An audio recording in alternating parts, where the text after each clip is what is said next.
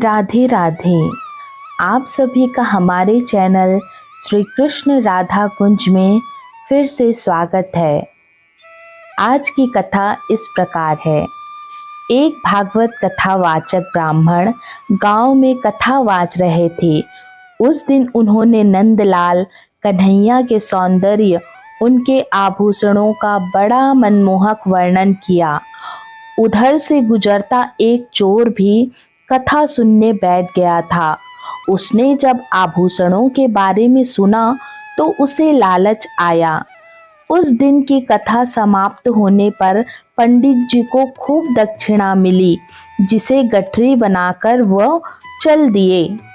जरा सुनसान में पहुंचे तो चोर सामने आ गया। उसने पूछा कि ये श्याम मनोहर कृष्ण कहाँ रहते हैं? मुझे उनके घर से गहने चुराने हैं, पता बताओ। पंडित जी डर गए। उन्हें अपने सामान का भय हुआ, सो उन्होंने बुद्धि लगाई और कहा कि उनका पता मेरे झोले में लिखा है। यहाँ अंधेरा है, थोड़ा उजाले में चलो तो देख के बताऊंगा। चोर तैयार हो गया, उसे जल्दी थी। पंडित जी ने और चतुराई की, अपना बोझा उसके सिर पर लाद दिया और ऐसे स्थान पर पहुंचकर रुके जहां लोगों की आवाजाही ज्यादा थी। फिर उन्होंने थैले में से पोथी खोली। देखने का स्वांग रचते हुए विचार कर बोले, वृंदावन चले जाओ। मुझे जब कृष्ण जी मिले थे तो उन्होंने वृंदावन ही बताया था। चोर संतुष्ट हो गया और पंडित जी से आशीर्वाद लेकर विदा हुआ। चोर रास्ता पूछता भटकता वृंदावन चल पड़ा। रास्ते में उसने बड़ी तकलीफें सही। जहां जहां भी कन्हैया के मंदिर थे उनमें दर्शन को गया। दर्शन क्या, वह तो उनके आभूषणों को देखने जाता कि आखिर ऐसे आभूषण होंगे कन्हैया के पास। आभूषण निहारने में उसने इतने मंदिरों में भगवान की इतनी छवि देखी कि उसे खुले आंखों में भी प्रभु नजर आने लगे। रात को मंदिरों में ठहर कर जाता और वहीं कुछ प्रसाद खा लेता। माखन चोर भगवान आभूषण चोर पर रीझ गए। चोर के मन में प्रभु के आभूषणों के प्रति कामना ही भा गई। गोपाल उसे जगह जगह दर्शन देते, तरह तरह के आभूषण से सजे बालकों के रूप में, लेकिन वह उन्हें नहीं लेता। उसे तो असली गोपाल के आभूषण चाहिए थे। चोर परेशान कि कब वह कन्हैया के धाम पहुँचे, और कन्हैया परेशान कि वह इतनी दूर क्यों जा रहा है, जब मैं राह में ही उसे सारे आभूषण दे रहा हूँ। भगवान को भक्त से प्रेम हुआ तो भक्त के मन में बसा चोरी का भाव अनुराग में बदल गया। चोर गोकुल पहुंच गया। एक स्थान पर नदी किनारे भगवान ने उसे गाय चराते हुए उसी रूप में दर्शन दिया जो उसने मंदिरों में देखी थी। जितनी छवि देखी थी सारी एक एक करके दिखा दी आभूषणों के साथ। चोर उनके पैरों में गिर पड़ा।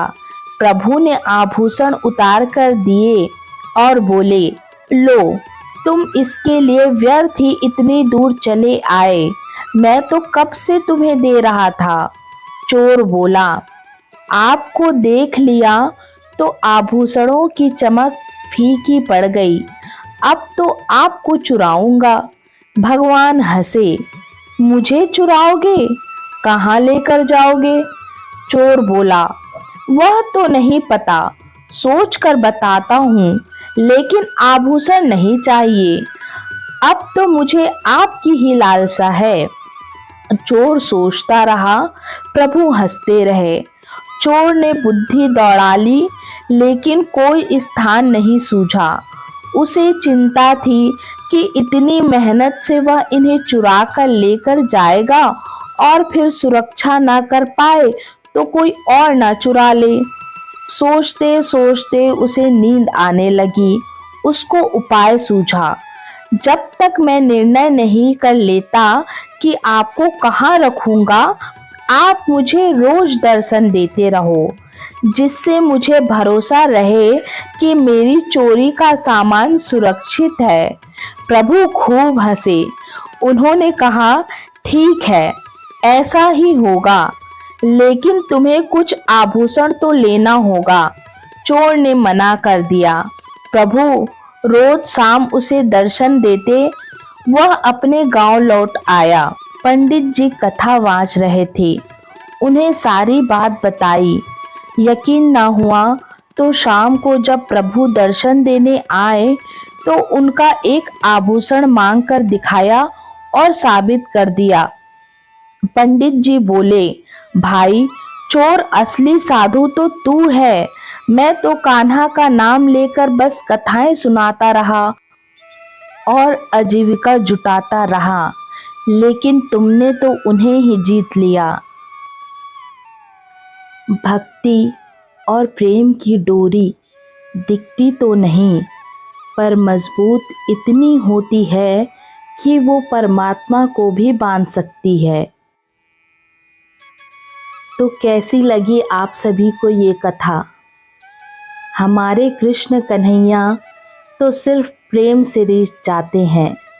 इसीलिए तो कहा जाता है, सुदामा के चावलों में दखल ना थी, प्रेम था। मालिनी कुब्जा की कोई शक्ल ना थी, प्रेम था।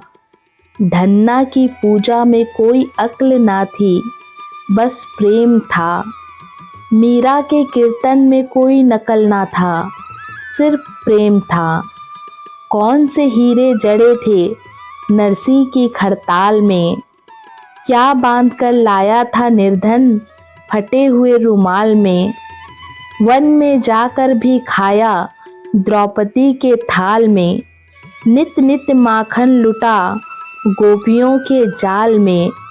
जिसके जूठे बेर खाए उसकी क्या बिसात थी, विदुरानी के छिलकों में भी प्रेम की ही तो बात थी।